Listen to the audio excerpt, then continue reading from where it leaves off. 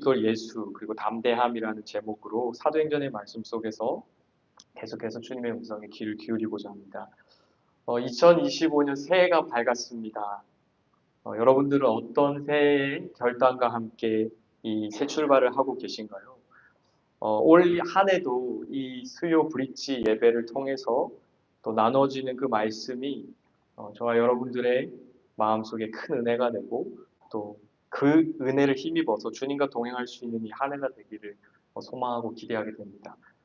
저는 요즘 중고등부 친구들과 함께 성경 통독을 시작했습니다. 벌써 8일차가 되었네요. 창세기, 에스라, 마태복음, 사도행전, 저희가 읽는 이 로버트 맥체인 성경 읽기는 그렇게 4권의 책을 한 장씩 동시에 읽어나가도록 플래닝이 되어 있습니다. 여러분도 잘 아시는 것처럼 이 4권의 책은 새로운 시작이라는 주제와 잘 어울리는 책들입니다. 창세기 1장은 인류의 시작에 관한 것을 말하고 있고, 에스라 1장은 바벨론 포로로 끌려갔다가 돌아온 사람들,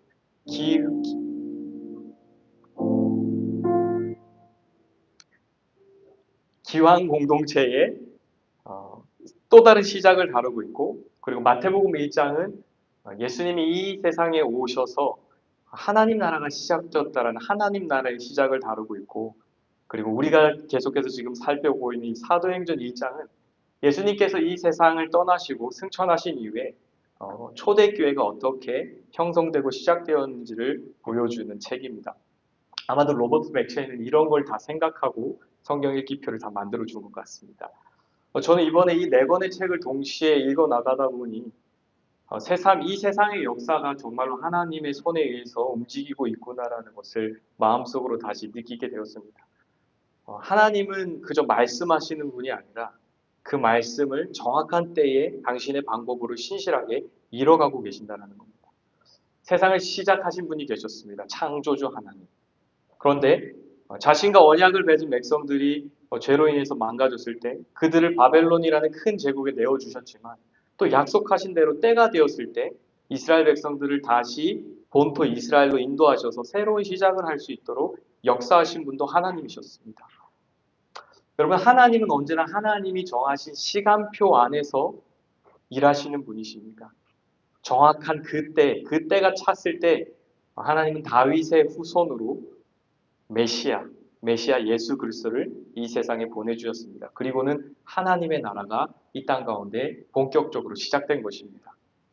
예수님은 공생의 사역 동안 하나님의 뜻을 신실하게 이루셨고 그 때가 되었을 때 하늘의 본향으로 돌아가셨죠. 우리는 사도행전에서 이제 이 예수 그리스도께서 남겨두신 사람들, 증인이라고 불리는 이 사람들을 통해서 하나님께서 계속해서 써내려 가시는 하나님 나라의 선교의 역사를 살펴보게 되는 것입니다. 오늘 우리가 읽은 이 긴 이야기는 사실 사도행전 3장과 붙어있는 이야기입니다. 사도행전 3, 4장은 연결된 이야기죠. 오순절 성령 강림 사건이 있었고 그 이후에 이 예루살렘에 있는 사람들을 깜짝 놀라게 할 만한 유명한 치유 사건이 일어났습니다. 여러분 잘 아시는 것처럼 베드로와 요한이 기도하러 가는 그 길에 성전 미문에 앉아있던 걷지 못하는 사람, 이 예수의 권능으로 일으킨 것입니다.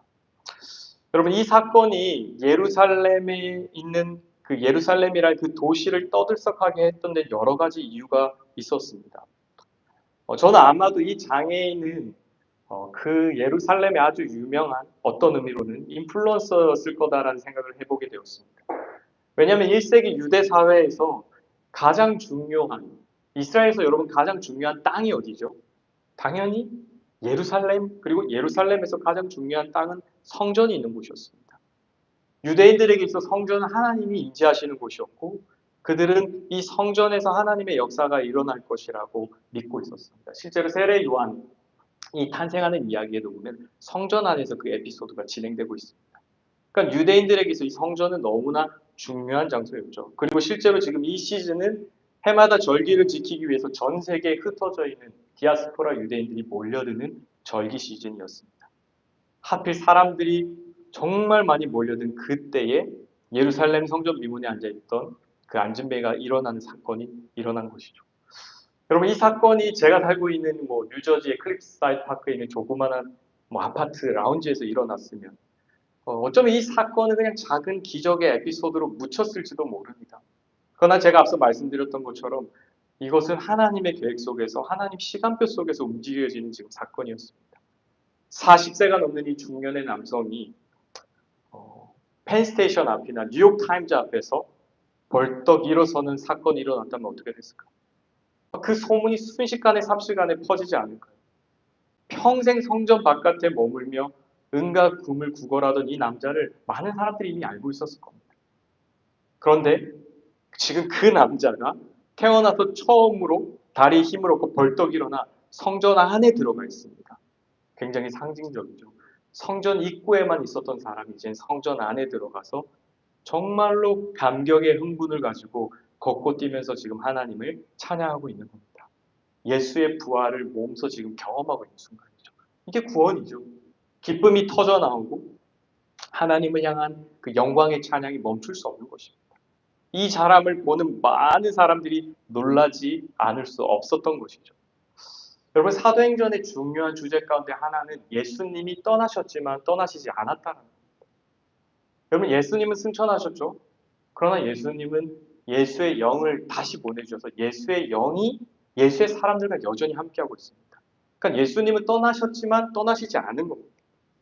걷지 못하는 사람이 다시 일어서는 이 사건 직후에 정말 많은 사람들이 베드로와 요한에게 주목했습니다. 도대체 어떻게 이런 대단한 기적을 행했습니까? 마술을 믿는 사람들도 그 시대를 많았기 때문에 혹시 무슨 마술을 부린 건가요? 그러나 하나님께서는 이 표적을 사용하셔서 이 표적을 브릿지로 삼아서 베드로와 요한의 입술을 통해서 수천 명의 사람들을 회개의 자리로 이끄시죠. 저는 이 장면은 부흥인 것 같습니다. 왜냐하면 단순히 숫자의 변화가 일어난 것이 아니라 그들의 심령에 찔림이 있었기 때문입니다. 마음에 찔림이 있었습니다. 그리고 그들은 자신의 삶에 변화를 일으키기 시작합니다. 사도행전 3장의 이 놀라운 기적 사건이 이렇게 펼쳐지고 있는데 사실 여러분 이 안진뱅이, 이 걷지 못한 사람이 일어섰다라는 것보다 더 중요한 것은 사실 베드로와 요한이 증거한 메시지였습니다. 걷지 못하는 자가 걷고 뛰는 모습은 그저 한 개인의 인생에 일어난 기적 사건이 아니었습니다. 제가 지지난주에 설교했던 것처럼 이사야 선지자뿐만 아니라 수많은 구약의 선지자들이 예언했던 바로 그 시대가 시작되었다라는 것을 보여주는 사건이었죠. 사슴처럼 안진뱅이가 걷고 뛰는 일이 일어나는 겁니다. 좀 다르게 표현하면 성령의 시대가 시작됐고 새로운 성전의 시대가 열린 것입니다. 이때 베드로는 이 모든 사건의 배후에 하나님이 계셨다고 말씀을 전합니다. 하나님이 하셨습니다라는 메시지로 설교를 하고 있는 것입니다.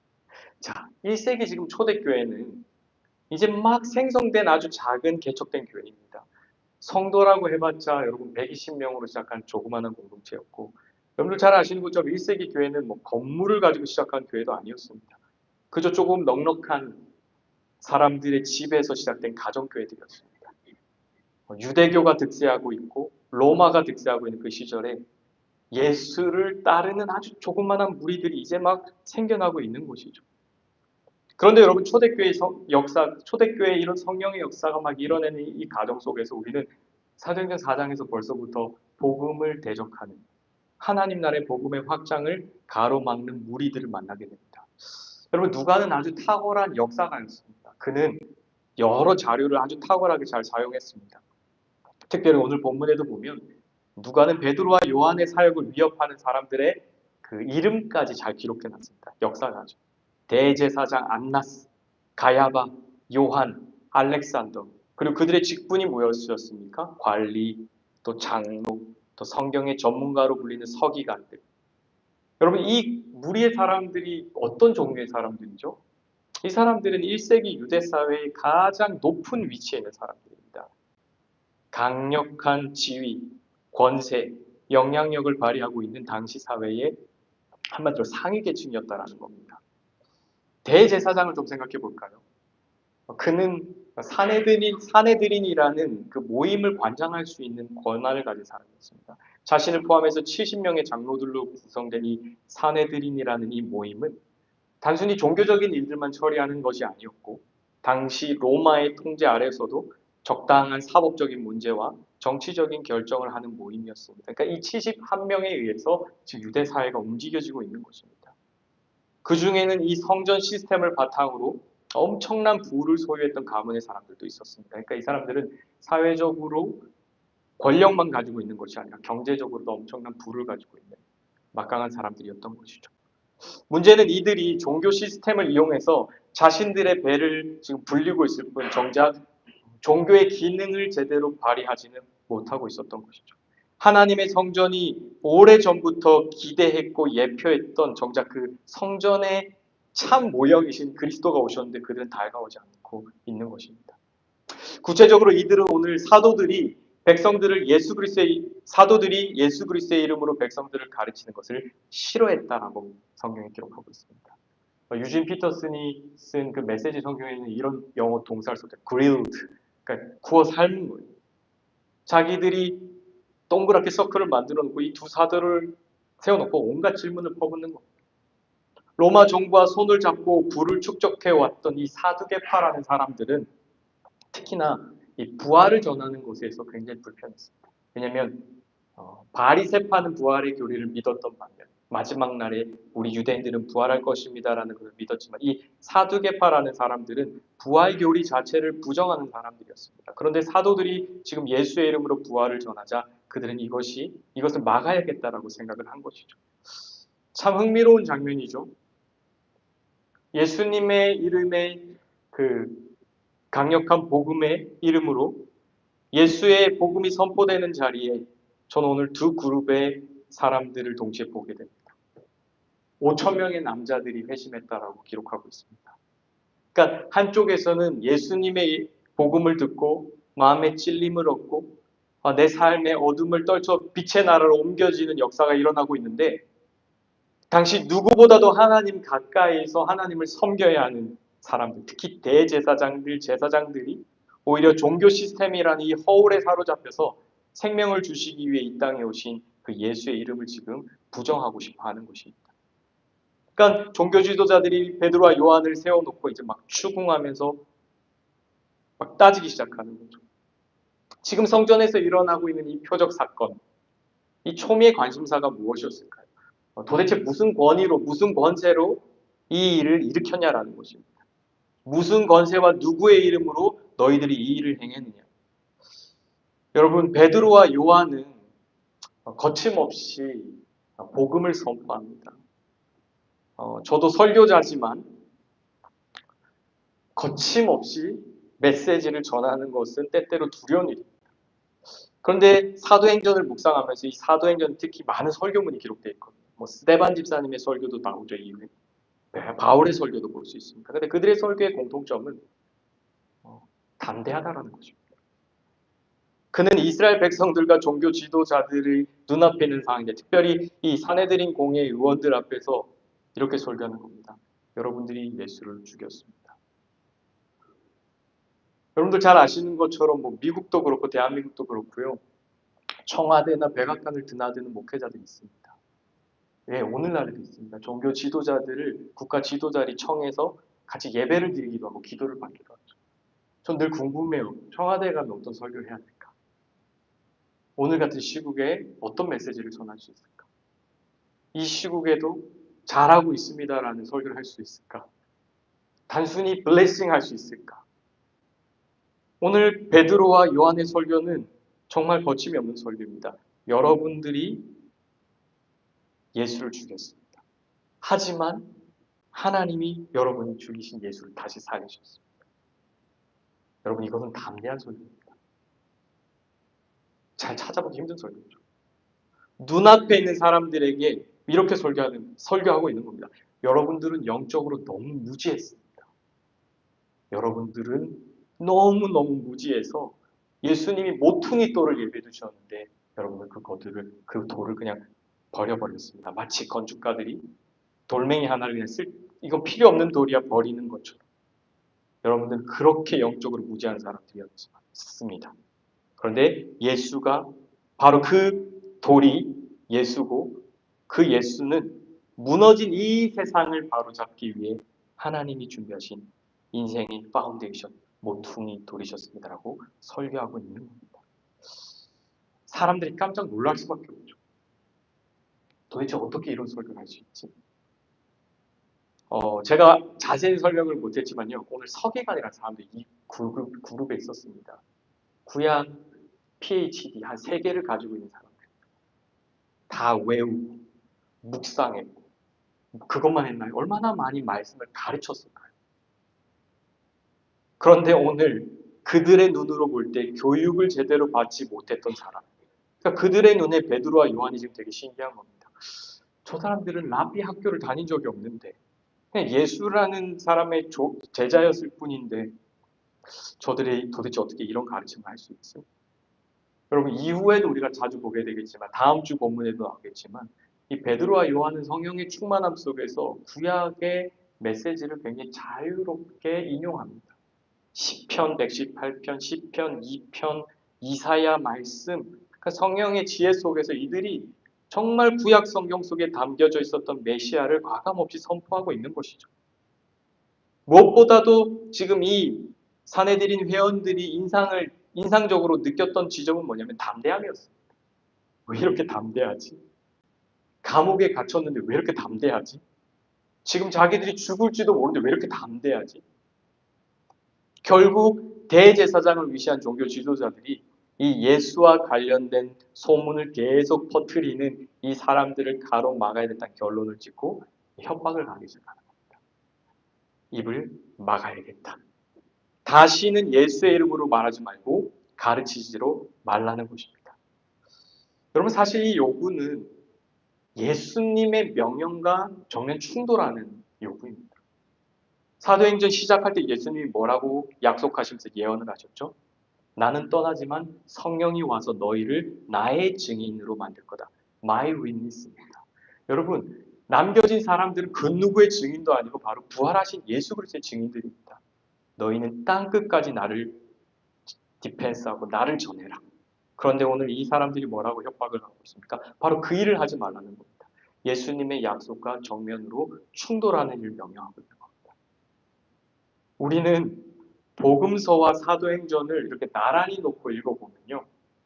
좀 굉장히 색다른 모습을 많이 보게 됩니다. 특별히 누가복음과 사도행전을 2개를 붙여놓고 읽어봐도 베드로가 똑같은 인물이 만나라는 질문을 할 수밖에 없습니다. 아니 도대체 베드로가 언제 이렇게 달라졌지? 이 인물은 예수 그리스도의 부활과 성령을 받는 사건을 기점으로 해서 진짜 새롭게 되었습니다. 여러분 기억하시죠? 예수님이 십자가에 이제 달려 죽으러 가시는 그 장면에서 베드로는 자신이 이렇게 담대하게 선포했던 약속을 지키지 못했습니다. 한 여종이 이렇게 숯불을 쬐는 곳에서 베드로의 얼굴을 낯을 보고 이렇게 손가락질 했습니다. 너 예수쟁이 아니야? 이게 그의 마음을 그 순간 무너뜨렸습니다. 쫄아버렸죠. 심장이 덜컥 내려앉자 베드로는 그 자리에서 나 예수 몰라요. 이게 베드로입니다. 아유 주님 저는 절대로 주님을 부인하지 않습니다. 아니요. 부인을 여러 번 할 수 있었습니다. 그런데 사도행전 4장, 2장, 3장, 4장 앞으로 등장하는 베드로는 다른 베드로입니다. 세상의 번세를 두려워하지 않습니다. 그래서 베드로와 요한이 이렇게 오늘 고백한 겁니다. 하나님의 말씀을 듣는 것과 당신들의 말을 듣는 것 가운데 무엇이 더 옳은 일인지 여러분들이 판단하십시오. 왜 이런 이야기가 나왔냐면 지금 공회가 열렸기 때문입니다. 여러분들 판단 잘하는 사람들이죠. 여러분들이 무엇이 옳은지 한번 판단해 보십시오. 사내들인 공회에서 그들이 늘상 했던 일이 무엇입니까? 무엇이 옳은지를 종교적으로 따져보는 겁니다. 사회적으로 정치적으로 이 유대 사회의 소동을 없애고 건강하게 만들기 위해서 하는 역할을 이들이 하고 있는 겁니다. 그런데 사실 이 장면을 좀 묵상해 보면 실상 하나님 나라의 관점에서 보면 보아야 할 것을 바로 보고 들어야 될 것을 바로 듣고 말해야 할 것을 바르게 말하고 있는 사람은 그 누구도 아닌 바로 예수 그리스도를 따랐던 바로 이 사도들입니다. 강력한 협박이 있음에도 불구하고 오늘 베드로와 요한은 이렇게 결단하고 말하고 있는 겁니다. 우리는 부활의 메시지를 전할 것입니다. 하나님께 순종할 것입니다라는 고백을 하고 있는 것입니다. 말씀에 좀 결론을 맺으면서 저는 오늘 이 본문의 말씀이 오늘 21세기를 살아가는 저와 여러분에게 또 오늘 우리 교회에게 어떤 메시지를 던지고 있나 한번 묵상을 해보았습니다. 여러분, 오늘 사도들이 복음을 전하는 이 현장은 오늘 이번 올해 우리 교회 주제와 너무 맞닿아 있는 것 같은데요. 영적 전쟁터였습니다.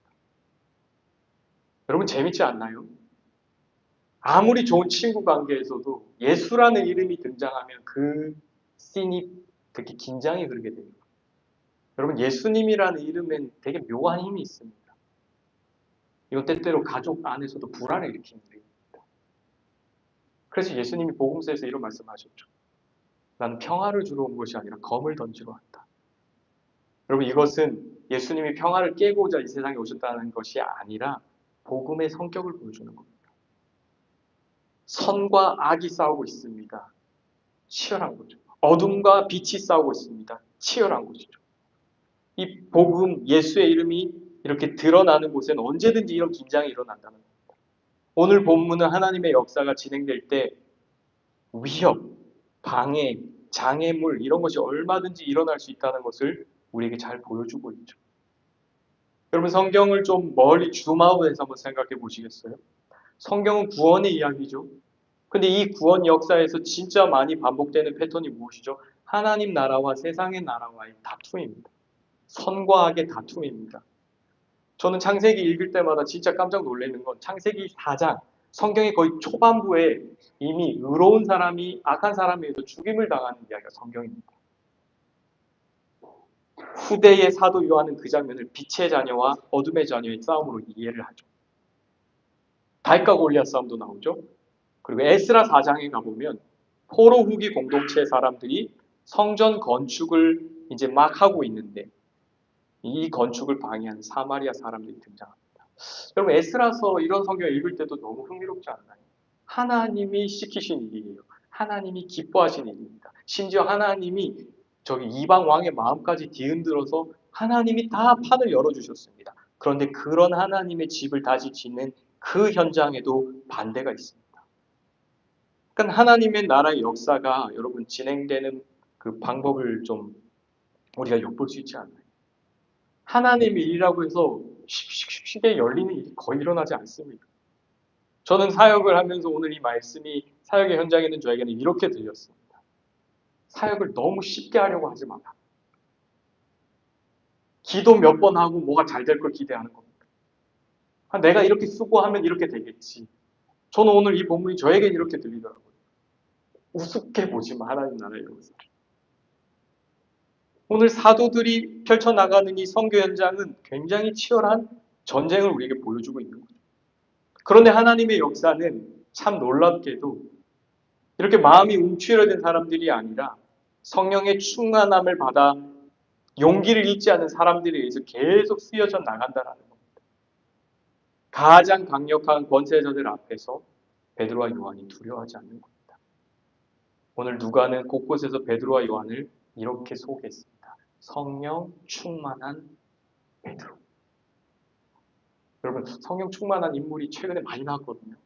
누가복음 4장에 성령 충만한 예수가 나왔고 오늘 본문에 성령 충만한 베드로와 요한이 나오고 사도행전 7장에 가면 성령 충만한 스데반 집사님이 나옵니다. 공통점이 뭔지 아세요? 영적 싸움에서 이기는 사람들. 이깁니다. 쫄지 않아요. 이겨내고 맞선다라는 겁니다. 자신들의 힘이 아닙니다. 오늘 베드로와 요한이 감옥에 갇히고 복음을 전하면 너희도 죽어 하는데 이 상황 속에서도 하나님의 뜻을 따라 꼿꼿이 걸어갈 수 있는 이유는 무엇이죠? 그들 안에 계신 그 성령의 충만함이 그들의 마음속에 용기를 계속해서 불어넣어주는 겁니다. 구체적으로 사도들이 보여줬던 담대함은 이것이었습니다. 오늘 이 사도들이 보여준 담대함은 이것이었습니다. 뭐 객기라든지 이런 용기가 아니라 세상의 권위에 복종하지 않는 담대함. 세상의 권위를 따르지 않고 저는 하나님의 권위를 따르겠습니다.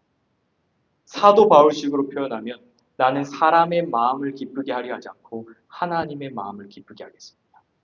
바울은 또 이렇게 표현했죠. 나는 사람의 환심을 사려고 하지 않고 그리스도의 종이 될 것입니다. 여러분,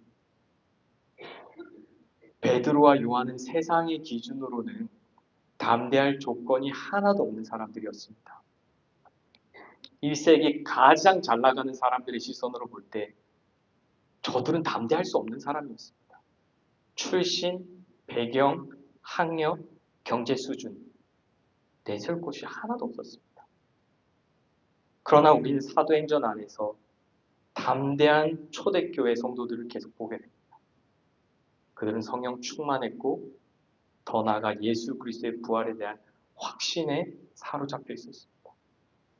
여러분 1세기 교회가 숫자는 적었지만 로마를 이렇게 일깨울 만큼 로마 사회를 뒤흔들 만큼 강력한 영향력을 발휘할 수 있었던 그 배경에 무엇이 있었습니까?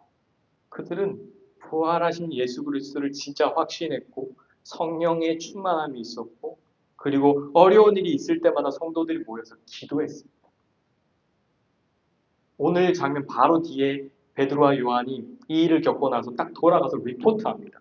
우리가 이런 일을 겪었어. 그 자리에 있는 그 믿음의 동료들이 무엇을 하죠? 기도합니다. 주님, 담대함을 우리에게 주십시오. 용기를 주십시오. 이것이 초대교회의 힘이었습니다. 베드로와 요한의 설교가 이토록 담대할 수 있었던 이유는 그들에게 예수 그리스도가 어떤 사상이나 뜬 소문이 아니라 그들의 인생을 뒤바꾼 실체였기 때문입니다. 예수라는 지식을 전한 것이 아닙니다. 예수라는 교리를 전한 것이 아닙니다. 예수라는 그 이름의 신학교 강의를 전한 것이 아닙니다. 진짜 부활하셔서 세상의 모퉁이 돌이 되어주신 새로운 성전을 이루신 예수 그리스도의 살아있는 실체를 그들이 증거한 것입니다. 때문에 그들의 신앙은 살아있었고 참 부럽게도 그들의 영혼은 깨어 있었으며 그들은 세상의 감옥에 갇힐지언정 하나님의 복음의 장애물이 되고 싶진 않았던 것입니다. 저는 오늘 말씀을 준비하면서 오늘 우리 교회가 오늘 이 시대 교회가 회복해야 되는 모습이 여기에 있구나라는 것을 느끼게 됩니다. 굿뉴스는 하나님의 역사는 방해받지 않는다라는 것. 성전을 지을 때도 그랬고 사도들의 복음 전도의 현장도 그렇습니다. 반대는 존재하지만 그 반대가 있다라는 것이 하나님 나라를 멈출 수 있다라는 것은 아닙니다. 저와 여러분 진짜 어려운 21세기 현대교회 컨텍스트를 마주하고 살아가고 있습니다. 누가 하나님의 선교를 그러나 막을 수 있겠습니까? 다음 주 우리 살펴볼 본문이지만 시편 2편에 이런 구절이 있습니다. 세상의 왕들이 아이디어를 내서 여호와와 그가 기름 부으신 자를 대적하려고 묘략을 세울 때 시인이 아주 재미나게 표현합니다. 하나님은 비웃으신다. 오늘 이 시대에 하나님이 얼마나 많이 비웃고 계실까요? 니네가 날 이길 수 있다고? 니네가 교회를 허물 수 있다고? 니네가 복음을 가로막을 수 있다고? 세상의 사람들이 자신들의 깨와 지혜로 하나님의 나라를 대적하고 예수 그리스도의 이름을 우습게 만들려고 할 때 오히려 하나님이 비우고 계신 것입니다. 오늘 저와 여러분이 이 저녁에 붙들어야 될 기도의 제목은 하나님 저희들에게 이 성령의 충만함과 말씀의 충만함을 허락해 주시기 바랍니다. 저는 이 담대함이 너무 부러웠습니다. 왜 우리는 이 볼드니스를 잃어버렸지? 왜 우리는 사람의 환심은 생각하지만 복음의 확장은 생각하지 못했지? 오늘 우리 교회 사역을 통해서 저는 하나님을 담대히 증거할 수 있는 정말 이 맨하탄 젊은이들이 일어날 수 있기를 기도하게 됩니다. 담대한 기독교, 담대한 교회가 회복될 수 있도록 우리 같이 성령 충만을 위해서 기도했으면 좋겠습니다. 같이